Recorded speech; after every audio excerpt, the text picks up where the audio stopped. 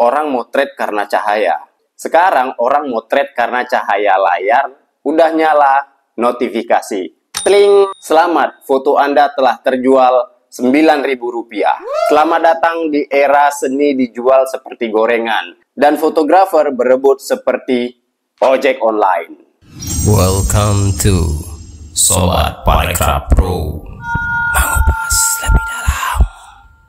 Halo Sobat Parekraf, hari ini kita mau bahas komposisi ruang digital yang lagi cantik-cantiknya buat dibahas. Fenomena foto you di kalangan fotografer. Tapi sebelum kita bahas gemercik gelombang yang bikin tren ini sekarang menjadi berkeringat ya. Tapi yang berkeringat itu bukan yang difoto yang udah mutarin CFD 10 kali.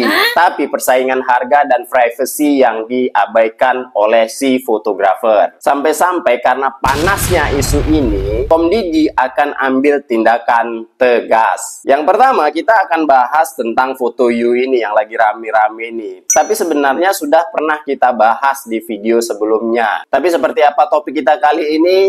Yuk kita mulai.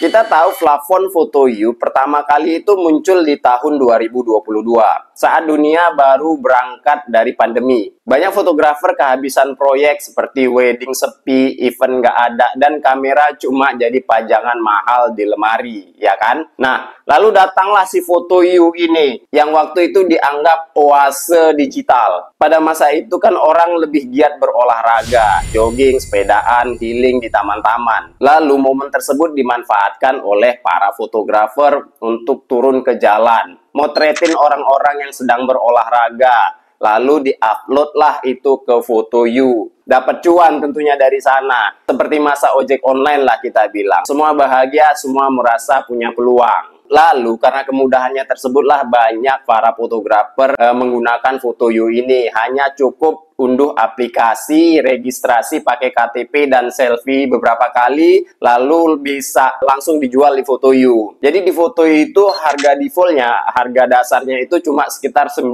ribuan per file. Tapi kalau udah di verified, fotografer bisa naikin harga sesuai dengan harga mereka. Masalahnya makin kesini itu jumlah fotografer makin bejibun. Seperti ojek online waktu promo 0 rupiah dulu. Persaingan makin sengit. Dan akhirnya harga foto pun anjlok di sekitaran hanya 10.000 ke bawah. Fenomena foto you ini seperti mirror image-nya industri ojek online lah kita bilang. Dulu driver ojol bisa dapat 15-30 juta sebulan karena pemainnya masih sedikit. Dan sekarang persaingan semakin brutal, margin makin tipis, bahkan bensin yang kadang nggak ketutup. Dan fotografer foto you pun kini mengalami dejavu yang sama nih sob. Di awal mereka semangat, akhirnya ada plafon buat kita para fotografer. Sekarang mereka malah saling banting harga, rebutan spot, bahkan ngelabrak sesama fotografer di lapangan. Ya udah kayak premanisme atau tukang parkir yang jagain motor di supermarket. Kalau kita datang menghilang, kalau kita pulang langsung ada dia. Udah kayak punya indera kesembilan aja nih orang.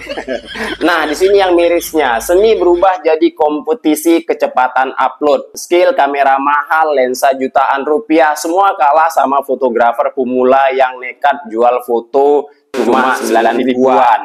Ironinya, kadang justru yang pemula ini yang laku keras ya kan, karena algoritma lebih cinta kuantitas daripada kualitas. Setuju ya?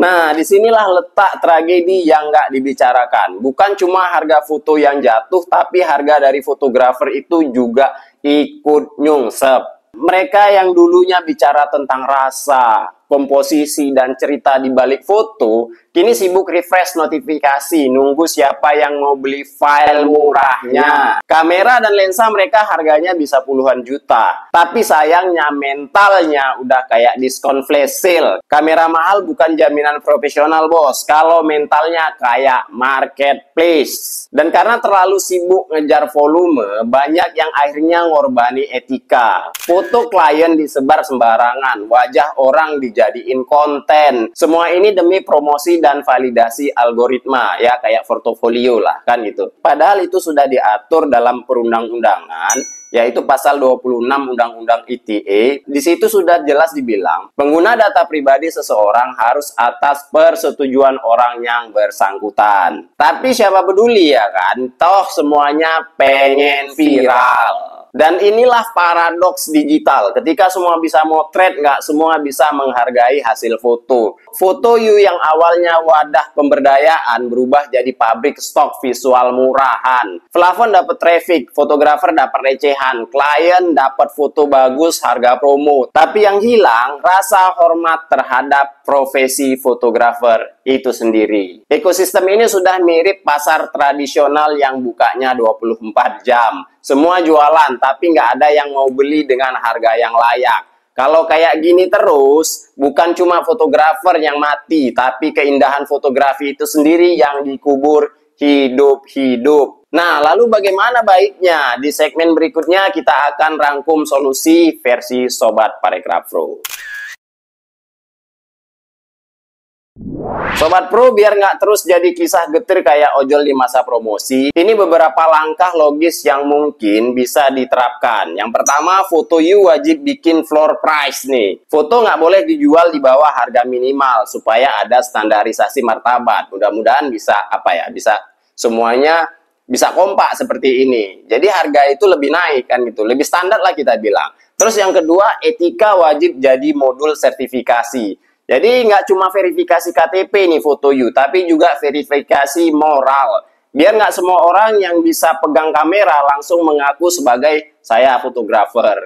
Ya, kan gitu. Kalau saya megang kamera, saya juga fotografer. Nggak semua orang yang megang kamera itu adalah fotografer. Yang ketiga, fitur persetujuan publikasi bawaan aplikasi. Ini terkhusus foto You nih. Klien harus approve foto mana yang boleh dipamerin ke publik. Dan foto atau video ini hanya boleh diupload di plafon foto You seharusnya. Tapi jika di luar dari plafon tersebut, wajib izin terlebih dahulu. Tapi ya sebenarnya aturan ini sudah adanya dari dulu ya kan Sob. Dan para fotografer senior saya kira sudah cukup paham lah tentang etika ini. Dan poin keempat adalah pemerintah harus dukung zona foto legal di ruang publik. Jadi fotografer dan masyarakat bisa berkolaborasi nih.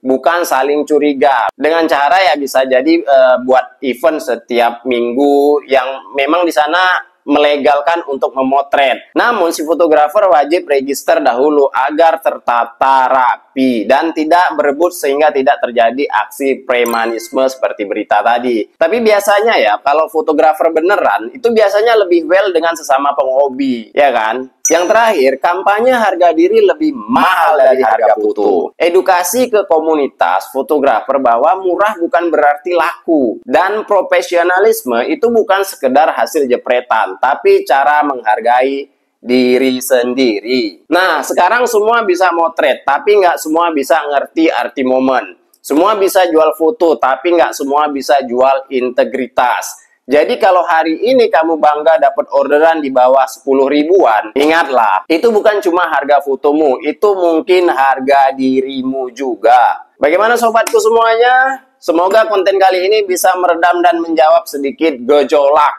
ya. Ingat, foto You adalah plafon yang hadir untuk membantu menjadi agent antara si fotografer dan individu yang butuh momen. Tapi jangan salah pula dalam memanfaatkannya. Terima kasih sudah menonton. Jika video ini bermanfaat, share dan like, dan tentunya subscribe channel Sobat Parekraf Pro agar tidak ketinggalan topik menarik berikutnya. Terima kasih sudah menonton. Tetap jaga kesehatan, salam logika, dan sampai jumpa.